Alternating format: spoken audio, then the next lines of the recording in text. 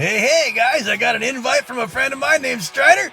We're gonna do a little dynamic duo here. That's right, guys. This is gonna be a Beacon Rush episode, and this is a whole lot of fun. All right, you know how I do it. I don't play any different no matter how I'm playing it. This is how you do Beacon Rush. You take your fastest bot, which is mine, is my double jump Frick, he's my death button Raven. I grab the center beacon, and then I'm looking for opportunities now to get a 4-capper. We got the 3-capper all sewed up. Now, this is a tough map, and the one thing about Beacon Rush is everyone's got to be kind of on board. Everyone on your team has got to be on board. I only use Frick just to get this center beacon. That's all that matters to me. Now, what I want to do is launch out of here as long as my mates are holding the center. Sometimes they do, sometimes they don't. Sometimes they let our flanks unattended, like that one there. I'm just seeing what's going on around the battlefield. I'm not planning on hopping out of Frick. Got to hold this one, but unfortunately, our guys are just letting the other ones go. Not good, but you know what? This game isn't over yet, and I have not given up on it. So my second deployment almost always is my Nightingale. This is Sir Nightmare. Now, I'm trying to grab this one back if possible,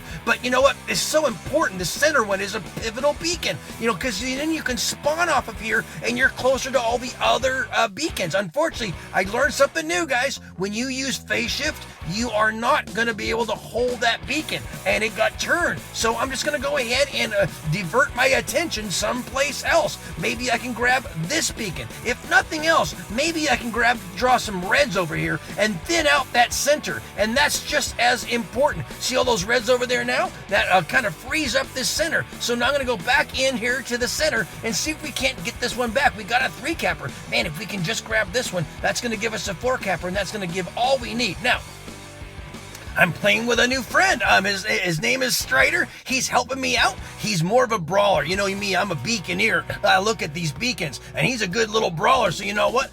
That's a pretty good balance to have if you're going to go run some duos, because while I'm focused on beacons, he can be focusing on chipping down those guys, and you know, and do that. Look at that. We got the 4-capper. Boom! Yeah, now what I need to do is there we go. Hop into my Titan and stand hard here. Now, standing solid with a Arthur is easy to do because of those heavy front shields. And when guys are trying to come over here and take it back, I can use my stove foot or whatever you call that thing to kind of do them. Now look at this.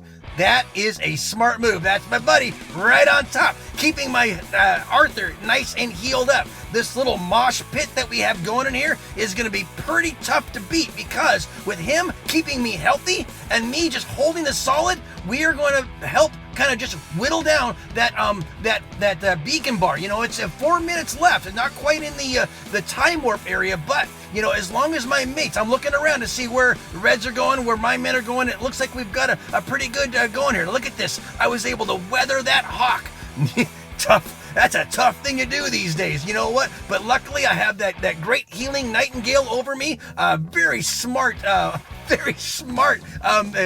on my buddy the Strider there, and that is why we were able to take this game all the way to the end there. You know, Arthur finally tapped out, but that's okay. It was a little too late. Look at that panicometer up above. We are absolutely rocking it out, and this is going to be a nice green banner. Woohoo! I'll tell you what, guys, when you have a duo and you have a good buddy on your side who understands how to play the game, man, that is one step closer to a sure victory. You know, don't look at that stat down at the bottom there. Who cares where he came in? Honor points are not always, you know, where you think they ought to be. As you saw, if I had not had his healing touch at the end of that battle in that mosh pit right there, there is no way I could have survived that hawk attack or anything else. But because we were able to hold strong, we had a nice green banner at the end. Great battle, great pilots on both sides. If you see your name, thanks for the game.